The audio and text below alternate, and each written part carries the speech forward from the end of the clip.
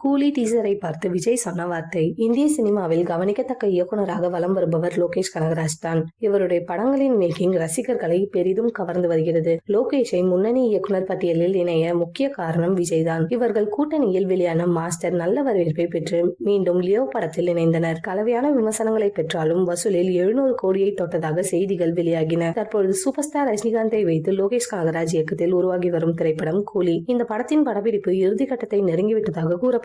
Super star ரஜினிகாந்தின் படப்பிடிப்புகள் முடிந்துவிட்டது. இன்னும் சில நாட்கள் தான் ஷூட்டிங் உள்ளது. இதையடுத்து கூலி படத்தின் ப்ரமோஷன் பணிகளும் விரைவில் தொடங்கப்படும் என்று எதிர்பார்க்கப்படுகிறது. முதல் கட்டமாக இந்த படத்தின் கிளிம்ஸ் வீடியோ விரைவில் வெளியாகும் என கூறப்படுகிறது. முதலில் மார்ச் 14ஆம் தேதி ஹோலி பண்டிகை தினத்தில் இந்த வீடியோவை வெளியிட படக்குழுவினர் திட்டமிட்டுள்ளதாகவும் இயக்குனர் கே பாலச்சந்தர் அவர்கள் சிவாஜி ராவ் என்ற பெயரை ரஜினிகாந்த் என்று மாற்றிய தினம் என்பதால் ஹோலி தினத்தில் வெளியாக அதிக வாய்ப்பு இருப்பதாகவும் கூறப்பட்டது. மேலும் அன்றைய தினம்தான் லோகேஷ் கனகராஜின் பிறந்த நாள் என்பதும் குறிப்பிடத்தக்கது. இதனால் அன்றைய தினத்தில் கூலி படக்குழுவினர் ரசிகர்களுக்கு மாசான ட்ரீட்டை கொடுக்க உள்ளனர். இந்த டீசரை பார்த்து மிரண்டு படக்குழுவை பாராட்டியுள்ளார் விஜய். கூலி படத்திற்கு அனிருத் தான் இசையமைத்து வருகிறார். விஜயின் ஜனநாயகன் படத்திற்கும் அனிருத் தான் இசையமைக்கிறார் என்பதால் பார்த்துவிட்டு லோகேஷ் கனகராஜிற்கும் தனது வாழ்த்துக்களை போனில் தெரிவித்திருக்கிறாராம். சூப்பர் ஸ்டார் ரஜினிகாந்த் முக்கிய கதாபாத்திரத்தில் நடிக்கும் கூலி படத்தில் பாலிவுட் நடிகர் அமீர் கான், சத்யராஜ், நாகார்ஜுனா, உபேந்திரா, ஸ்ருதி ஹாசன், ரெபா மோனிகா ஜான், ஷோபின், ஜாஹீர் உள்ளிட்ட பல பிரபலங்கள் நடித்துள்ளனர். மேலும் பூஜா ஹெக்டே ஒரு குத்துப்பாடலுக்கு நடனம் ஆடுகிறார் என்பதும் அறிவித்திருந்தனர். இந்த நிலையில் ஏப்ரல் மாதம் கூலி படத்தின் ஒட்டுமொத்த படப்பிடிப்பும் முடிவடையும் என எதிர்பார்க்கப்படுகிறது. டீசரில் படத்தின் ரிலீஸ் தேதியையும் அறிவிக்க வாய்ப்புள்ளதாம்.